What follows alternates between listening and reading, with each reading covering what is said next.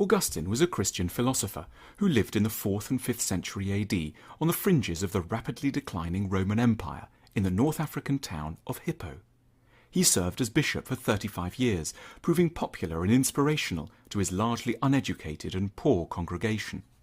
In his last days, a Germanic tribe known as the Vandals burnt Hippo to the ground, destroyed the legions, made off with the town's young women, but left Augustine's cathedral and library entirely untouched out of respect for the elderly philosopher's achievements.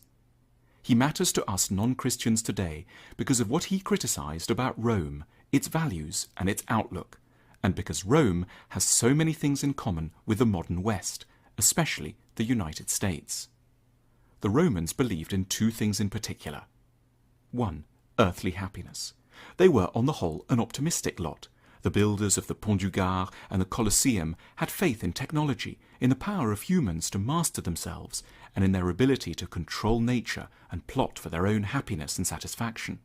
Writers like Cicero and Plutarch had a degree of pride, ambition and confidence in the future, which, with some revisions, wouldn't be out of place in modern-day Palo Alto or the pages of Wired. The Romans were keen practitioners of what we would nowadays call self-help, training their audiences to greater success and effectiveness. In their eyes, the human animal was something eminently open to being perfected. 2. A just social order. For long periods, the Romans trusted that their society was marked by justice, justitia. People of ambition and intelligence could make it to the top. The army was trusted to be meritocratic. The capacity to make money was held to reflect both practical ability and also a degree of inner virtue. Therefore, showing off one's wealth was deemed honourable and a point of pride, and fame was considered a wholly respectable ideal. Augustine disagreed furiously with both of these assumptions. In his masterpiece, The City of God, he dissected each of these 2 points, that human life could be perfected and that societies were just, in ways that continue to prove relevant to us today. It was Augustine who came up with the idea of original sin. He proposed that all humans, not merely this or that unfortunate example, were crooked because all of us are unwitting heirs to the sins of Adam. Our sinful nature gives rise to what Augustine called a libido dominandi, a desire to dominate, which is evident in the brutal, blinkered, merciless way we treat others and the world around us. We cannot properly love, for we are constantly undermined by our egoism and our pride. Our powers of reasoning and understanding are fragile in the extreme. Lust haunts our days and nights. We fail to understand ourselves. We chase phantoms. We're beset by anxieties. Augustine concluded his assault by chiding all those philosophers who, in his words, have wished with amazing folly to be happy here on earth and to achieve bliss by their own efforts. It might sound depressing, but it may turn out to be a curious relief to be told that our lives are awry, not by coincidence, but by definition, simply because we're human, and because nothing human can ever be made entirely straight. We are creatures fated to intuit virtue and love, while never quite being able to secure them for ourselves. Our relationships, careers and countries are necessarily not as we'd want them to be. It isn't anything specific we have done. The odds are simply stacked against us from the start.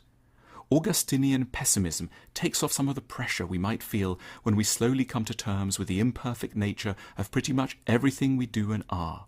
We shouldn't rage or feel that we've been persecuted or singled out for undue punishment. It's simply the human condition, the legacy of what we might as well, even if we don't believe in Augustine's theology, call original sin. Romans had, in their most ambitious moments, thought themselves to be running a meritocracy, a society where those who got to the top were deemed to have done so on the back of their own virtues. After the Emperor Constantine's conversion to Christianity, the philosopher Eusebius even proposed that earthly power was God's instrument for establishing Christianity on earth, so that the powerful in Rome were now not just privileged, but also blessed and righteous in God's eyes. What arrogant, boastful and cruel claims, responded Augustine. There never was nor ever could be justice in Rome, or indeed anywhere else on earth. God didn't give good people wealth and power, and nor did he necessarily condemn those who lacked them. Augustine distinguished between what he called 2 cities, the city of men and the city of God. The latter was an ideal of the future, a heavenly paradise where the good would finally dominate, where power would be properly allied to justice, and where virtue would reign. But men could never build such a city alone, and should never believe themselves capable of doing so. They were condemned to dwell only in the city of men, which was a pervasively flawed society, where money could never accurately track virtue. In Augustine's formulation, true justice has no existence save in that republic whose founder and ruler is Christ. Again, it may sound bleak, but it makes Augustine's philosophy extremely generous towards failure, poverty, and defeat, our own and that of others. It's not for humans to judge each other by outward markers of success. From this analysis flows a lack of moralism and snobbery. It's our duty to be sceptical about power and generous towards failure. We don't need to be Christians to be comforted by both these points. They are the religion's universal gifts to political philosophy and human psychology. They stand as permanent reminders of some of the dangers and cruelties of believing that life can be made perfect, or that poverty and obscurity are reliable indicators of vice in a city of men.